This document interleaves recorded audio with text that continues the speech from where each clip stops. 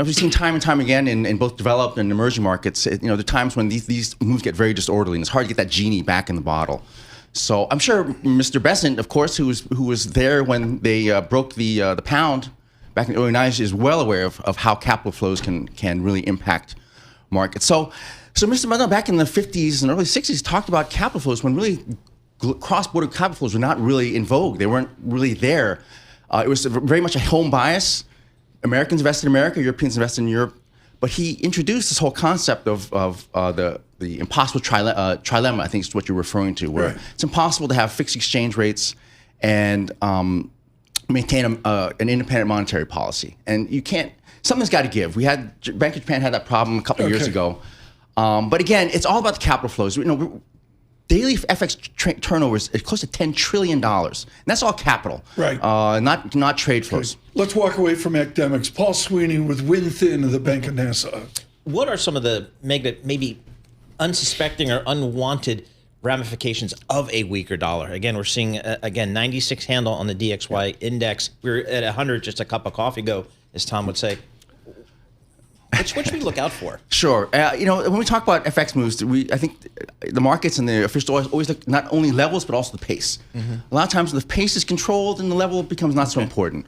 But again, as we've seen, the pace can all of a sudden fall out of bed when you least expect it. So obviously, Mr. Trump is talking about making exports competitive, and that's been sort of their mantra about getting manufacturing back on shore. But the sort of the negative repercussions, obviously imports become more expensive, so that becomes the inflation story gets a little more messy.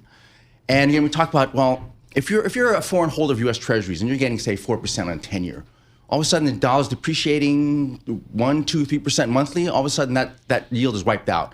And so you're going to start demanding, a foreign investor will start demanding a higher yield.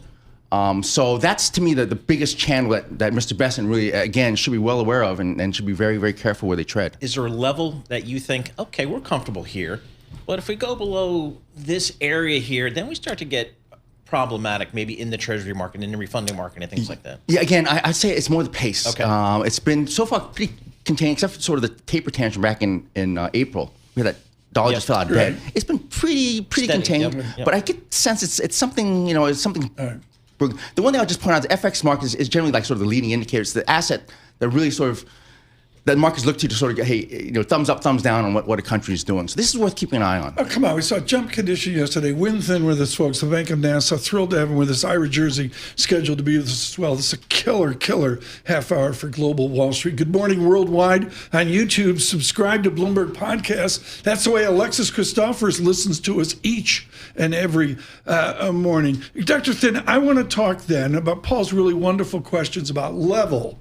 I'm looking at Swiss franc, which is basically the new gold standard, and I'm sorry, it's on a log basis convex. There's an accelerative tendency now to the Swiss franc where Donald Trump is telling the Swiss, you got to go to negative interest rates.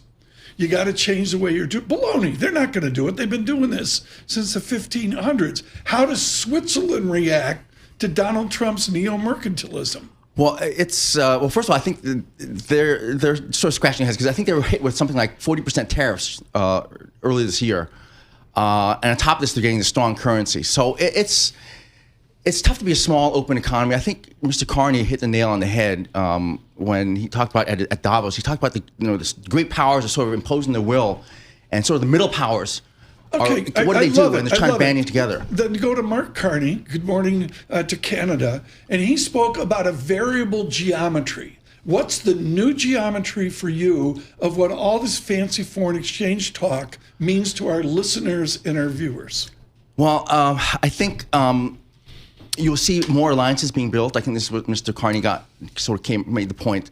Alliances were built on certain interests. You might have an alliance with one country on certain topic, but with another on the other. It's sort of the middle powers realize that they are sort of caught in this big wave of this conflict between the superpowers. But the belief is that by banding together, they can kind of carve their own way and maximize their welfare, and realizing that the old order is gone. I think Mr. Carney said it best. He said, nostalgia is not a strategy. This old way is not coming back. We're in a new world order. New world order, but it just feels like we spent 60, 70, 80 years building up this global economy.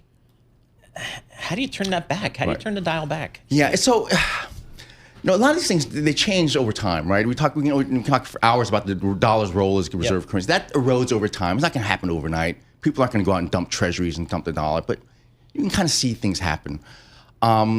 I think there have been, really in the last maybe 10, 15 years, there have been inklings of the shift in the world order. We had China sort of reassert itself on the global stage. Russia's over there in Europe. So we've seen some cracks, but it feels like more of a rupture now. Again, I'm stealing Mr. Carney's words, but he said it very succinctly and eloquently. James Baker, in everyone, you put a mic in front of him. We believe in a strong dollar policy. Do you look at President Trump's neo-mercantilism as a one-off, or is there a permanence here to a new mercantile America that gets us to 130 euro, 120 yen, buries the Southern Asia that you are expert on, Win Thin? What does it do to EM? Who knows? I'll ask Damien. But is this a one-off moment, or is there permanence to our neo-mercantilism? Tom, it's too early to say, obviously, but my gut feeling is this is, for now, a one-off. I've been working in FX for over 30 years, and if you remember back in the early 90s, Treasury Secretary Lloyd Bessent used FX as a cudgel. That was when they were trying to get Japan to open up to the auto markets. They did get the Japanese to onshore some of the car production here. There's definitely some pros and cons. But anyway, ever since Lloyd Bessent was replaced by Mr. Bob Rubin, it's been the mantra: is a strong dollar is in the best interest of the U.S. And are we going to hear that from Bessent? I got to go here, but are we going watch this? Paul. We have not heard that. Are we going to hear this from Chairman Bessent? I don't think we've heard it. Every Treasury Secretary until now has been very strong. So that's why I think this is so to me perhaps a bump in the hiccup. Maybe I think it's. I think that to me, what's confusing for our trade partners is that we had such a change in policy so quickly.